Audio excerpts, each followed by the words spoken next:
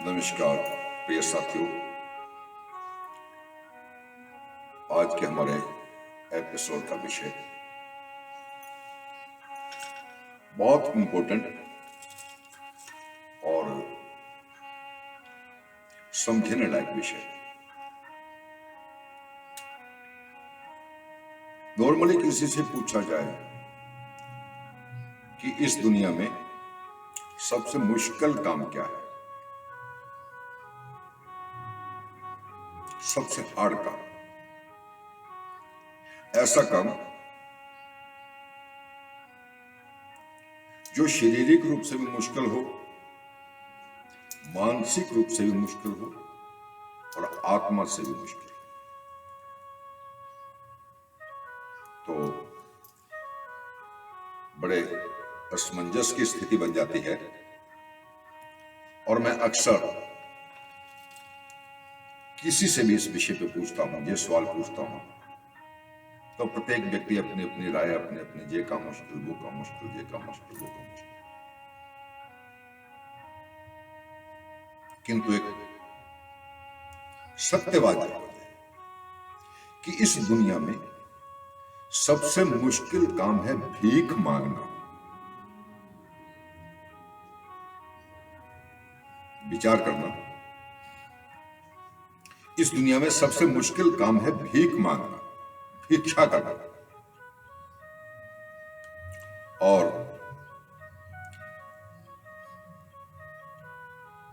हमारे सनातन परंपरा में सन्यासी लोगों को भिक्षा मांगना अनिवार्य है। जितने भी हमारे सन्यासी पंथ हैं, प्रत्येक पंथ में भिक्षा अवश्य है। और हमारे यहां जब गुरुकुल परंपरा थी, तो उस गुरुकुल परंपरा में भी जो बच्चे गुरुकुल में शिक्षा प्राप्त करने के लिए जाते थे, उनको भी भिक्षा मांगने के लिए भेजा जाता था। अब सवाल यह है कि नॉर्मली कहा जाता है कि ब्राह्मण तो भिक्षा मांगते थे। भिक्षा तो साधु भी मांगते हैं, किंतु नॉर्मली जो बात होती है वो मात्र यही आती है कि ब्राह्मण तो भिक्षा मांगने वाले थे, ब्राह्मण तो मांग कर खाने वाले थे।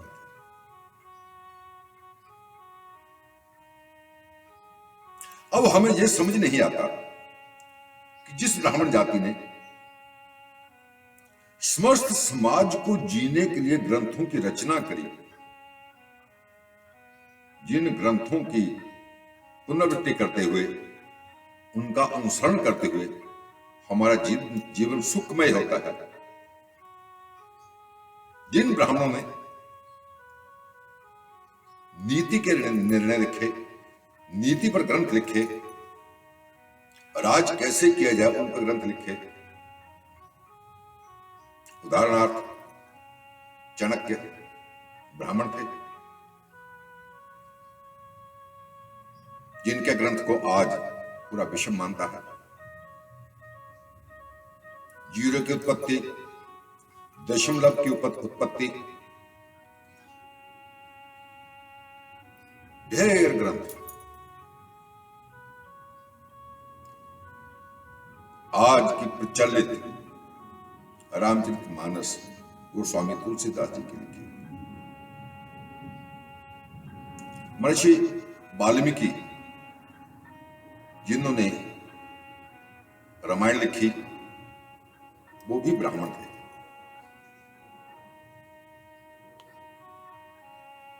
ब्राह्मण कुल में जन्म लेने के बाद उनकी संगत, उनका रहना सहना कुछ ऐसे लोगों में हुआ जो मांस भक्षण करते थे। रत्नाकर नाम था उनका, महर्षि वाल्मीकि जी का नाम रत्नाकर था। तो अब ये समझने की बात है कि जिस जाति ने, जाति विशेष ब्राह्मण ने पूरे संसार को रास्ता देने के लिए ग्रंथों की रचना करी,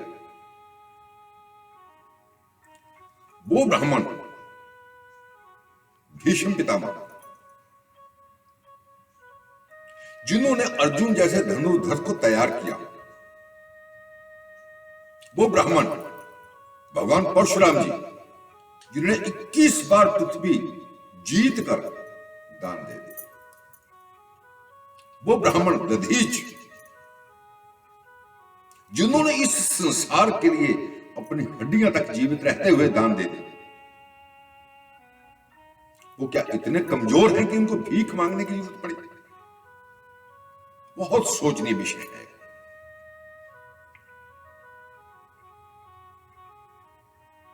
एक से एक विद्वान हुए, किंतु क्या कारण है कि सुदामा, जिनके बचपन के सखा विष्णु भगवान का साक्षात अवतार भगवान कृष्ण थे, ये वो कन्हैया जी जिनसे हम सब कुछ मांगते हैं, तो जिस सुदामा के बचपन के सखा भगवान कृष्ण हो, वो गरीब, समझ से परे बातें हैं सारी। अब इस विषय पर हम गहन अध्ययन करें, विचार करें,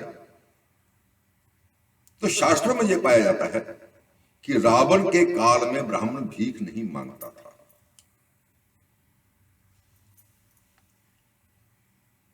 मेरी बात पे विचार करना, कहीं मैं गलत भी हो सकता हूं, हो सकता है कि आप श्रोतागण ज्यादा अध्ययन, जो ज्यादा विवेकशील होने के कारण मेरी इस बात को क्रिटिसाइज कर सकते हैं, काट सकते हैं, किंतु विचार करना कि रावण के समय में ब्राह्मण भिक्षा नहीं मांगता था, और जहां तक मेरा अपना विवेक है कि रावण के बाद ब्राह्मणों को भिक्षा प्रवृत्ति के लिए प्रेरित किया गया, जिसका बहुत बड़ा कारण था। आदिकाल से हम ग्रंथों का अध्ययन करें तो स्पष्ट होता है कि शिक्षक ब्राह्मण थे। गुरुकुलों में ब्राह्मण ऋषियों द्वारा राजाओं की संतानों को और अन्य वर्ग के लोगों को जो शिक्षा लेने के इच्छुक हुआ करते थे, उनको शिक्षा दी जाती थी। विद्या, जिसके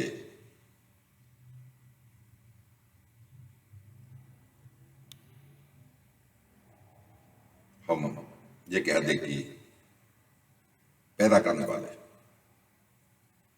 उसको सर्कुलेट करने वाले, उसका संचार करने वाले, उसके रचयिता, उसका संचार करने वाले ब्राह्मण थे।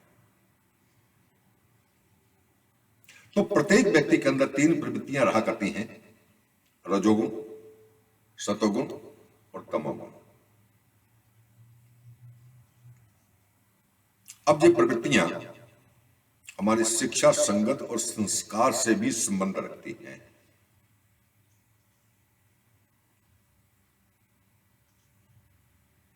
रावण के पिता ऋषि थे, ब्राह्मण थे, और उनकी माता राक्षसी बताया जाता है।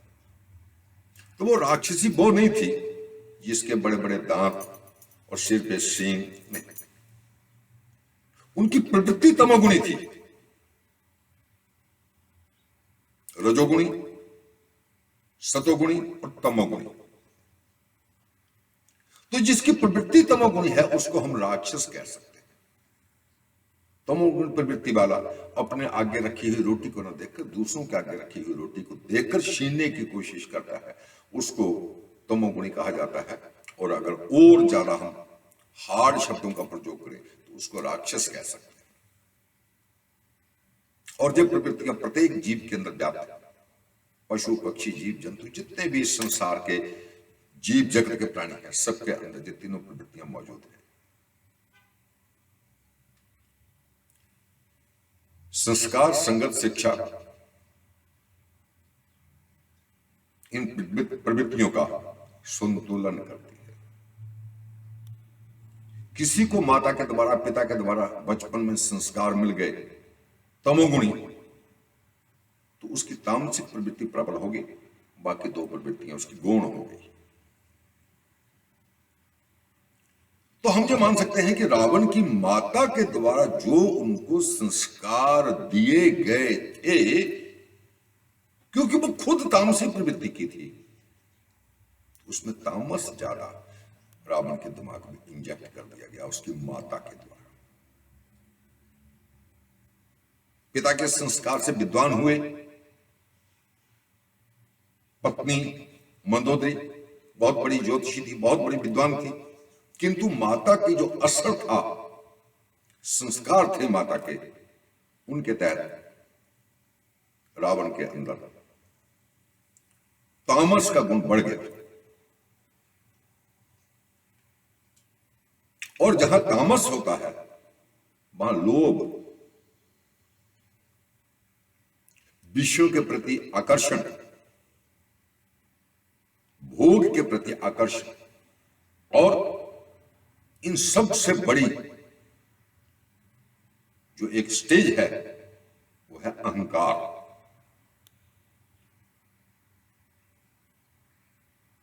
जब तामसिक प्रवृत्तियां बढ़ती हैं तो व्यक्ति के अंदर एक अहंकार आ जाता है,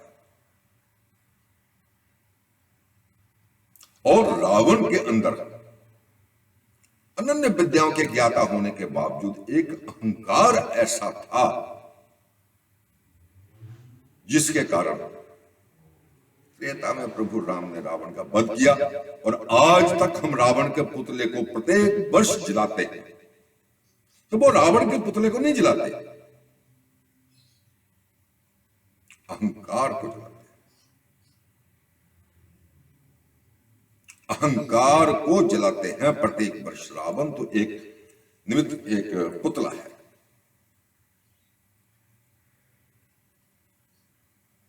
हिरण्यकश्यप पुत्र को पूछा कि बेटा आप किसका दिया खाते हो? तो पुत्र ने कहा कि मैं परमपिता परमात्मा का दिया खाता हूं। वो कहने लगे नहीं, मेरा दिया खाता हूं। अहंकार। उसने कहा, पुत्र ने कहा नहीं। तो उसने कहा अच्छा, तुम राजा की आज्ञा के भेद न करते हो, राजा का अपमान करते हो।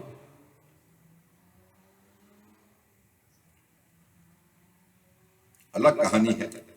कुल मिलाकर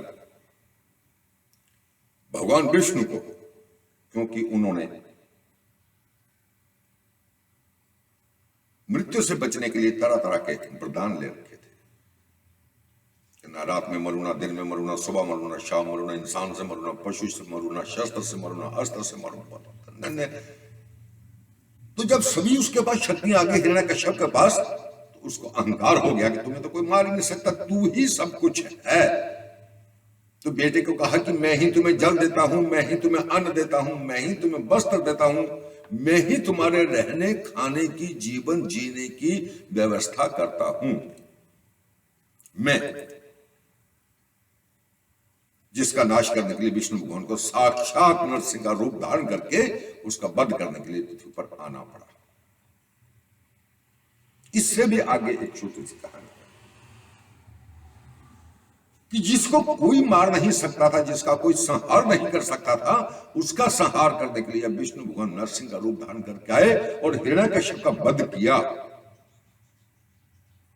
तो विष्णु भगवान नरसिंह रूप में आने के बाद वे अहंकार से ग्रसित हुए। नरसिंह को भी अहंकार हुआ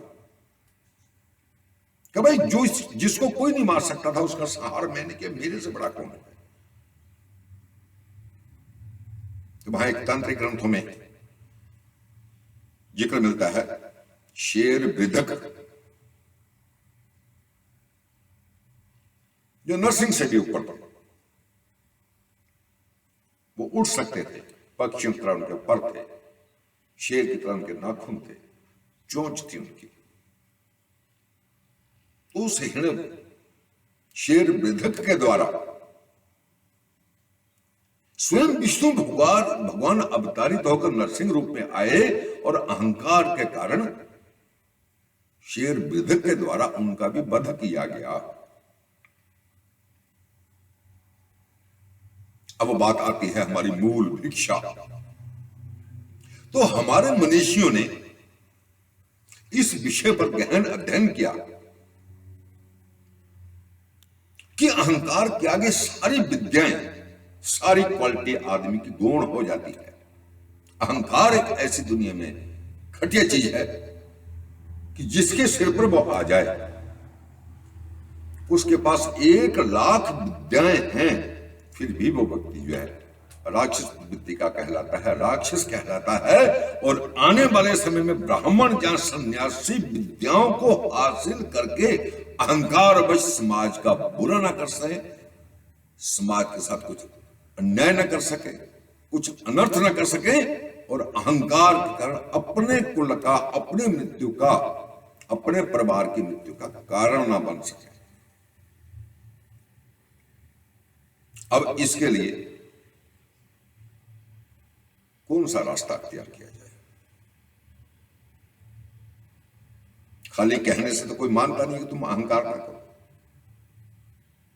अहंकार की जो जड़ है हमारे आत्मा के अंदर, हमारे शरीर के अंदर, हमारे मस्तिष्क के अंदर, उसको जड़ से नष्ट करना, उस जड़ को नष्ट करना ही हमारे मनीषियों ने एक मुख्य जरूरत को महसूस किया, जरूरत समझी, और उस जरूरत को पूरा करने के लिए भिक्षा प्रवृत्ति का प्रचलन शुरू किया।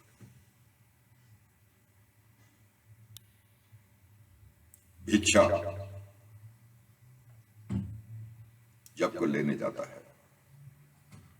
तो सुबह से शाम तक उसे 10 घरों से मांगना है, जब 5 घरों से मांगता है मांगना है, जब 50 लोगों से मांगना है, तो प्रत्येक व्यक्ति की अलग अलग मेंटालिटी होती है, प्रत्येक व्यक्ति की अलग अलग सोच होती है, और प्रत्येक व्यक्ति अलग अलग समयों पे, अलग अलग मूड में, अलग अलग विचारों में ग्रस्त बैठा होता है। उस समय जब उनके पास भिक्षा लेने के लिए जाए, हम अपने ऊपर इसको अप्लाई करें, तो निष्कर्ष ये निकलेगा कि ये जरूरी नहीं है कि प्रत्येक व्यक्ति सामने वाला उसे चुपचाप भिक्षा दे। एक भिखारी को अगर 10 लोगों के पास भिक्षा मांगने के लिए जाता, 10 लोग अलग अलग तरह की बातें भी कहते हैं सामने, और अगर भिखारी किसी की बात का गुस्सा करेगा तो वो या तो पिटेगा और या भिक्षा नहीं मिलेगी, वापस आ जाएगा। उस स्थिति में उस भिखारी को क्या करना है? प्रत्येक व्यक्ति की कही हुई बातों को शांत चित्त रहकर सहन करना है, और अगर उसके अंदर नकारात्मक बातों को, बुरी बातों को, दूसरे के कमेंट्स को, दूसरे की किसी बात को सहन करने की क्षमता नहीं है, तो उसे भीख नहीं मिल सकती। भीख कब मिलेगी? जब वो प्रत्येक व्यक्ति की बातों को सुनने का हैबिचुअल हो जाएगा।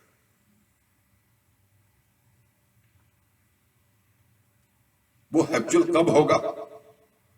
जब उसके अंदर सहजता आ जाएगी, और धीरे धीरे धीरे धीरे इतनी सहजता आ जाएगी कि उस सहजता के बाद वो कितनी भी विद्या, कितना भी ज्ञान, कितनी भी साधना, कितना भी ध्यान, कितनी भी तपस्या कर ले, उसके मन में कभी अहंकार आ ही नहीं सकता, जिसने कभी जिंदगी में भिक्षा मांगी हो।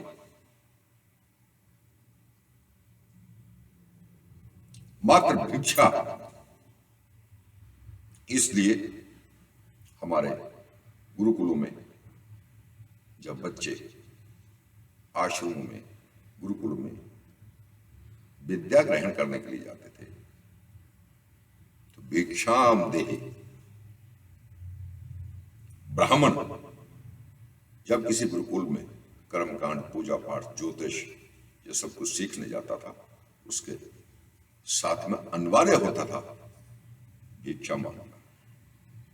इसलिए नहीं कि ब्राह्मण गरीब था, इसलिए नहीं कि ब्राह्मण के हाथ पैर नहीं चलते थे, इसलिए नहीं कि ब्राह्मण बनियागिरी नहीं कर सकता है, इसलिए नहीं, कि ब्राह्मण तीर तलवार नहीं चला सकता था। परशुराम जी से ज्यादा, द्रोणाचार्य जी से ज्यादा तलवार और तीरबाजी का, धनुर्विद्या का ज्ञाता कौन हुआ है?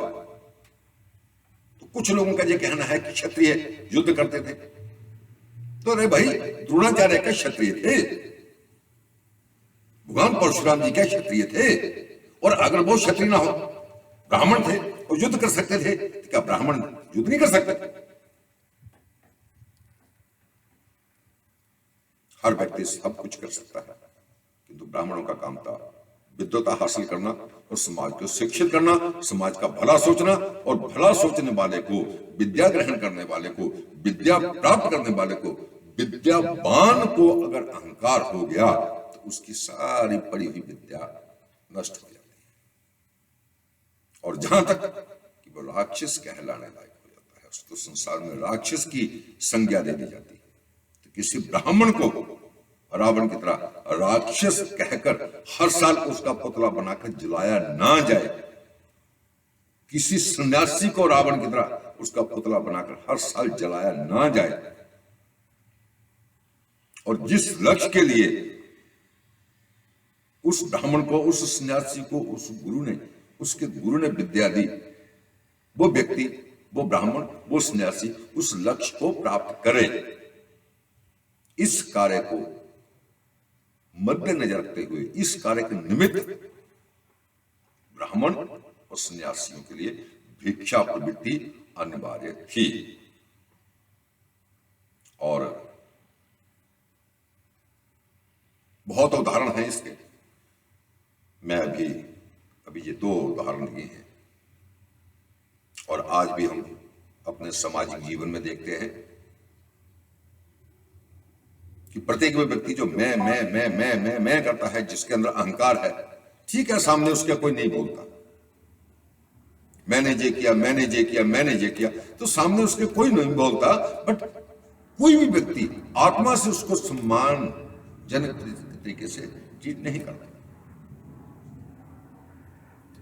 और जिसके अंदर मैं की जगह हम आ गया, हम मिले सारे, उसका सब जगह सम्मान होता है। और हम कब आता है? जब पेशेंस के साथ जिंदगी जीना सीखे, जब शांति के साथ जिंदगी जीना सीखे। और मैं समझता हूं कि किससे ज्यादा क्लियर ब्राह्मण के भिक्षा मांगने का कारण और कोई नहीं हो सकता। इसलिए जो ब्राह्मण भी कभी कभी, हमारे शिष्यगण, हमारे बंधुगण कभी कभी इस बात पे कहते हैं कि गुरुजी वो कहते हैं ब्राह्मण भिक्षा मांगने वाले थे, तो मैं उनको अक्सर ये कहानी सुनाया करता हूं, और मैं आप सभी श्रोताओं से अनुरोध करता हूं कि अगर कोई कहे कि ब्राह्मण भिक्षा मांगते थे, तो उनको ये बताओ कि रावण भी ब्राह्मण था। हम रावण की तरह हर साल जलना नहीं चाहते, इसलिए हम अपने अहंकार को नष्ट करने के लिए, क्योंकि अहंकार सहित हम समाज को कुछ नहीं दे सकते, अहंकार को नष्ट करने के लिए हमारे पूर्वजों ने, हमारे ऋषियों मुनियों ने ब्राह्मणों को और सन्यासियों को भिक्षा प्रवृत्ति अनिवार्य की थी। ऐसा नहीं है कि कोई ब्राह्मण कमजोर था। इन शब्दों के साथ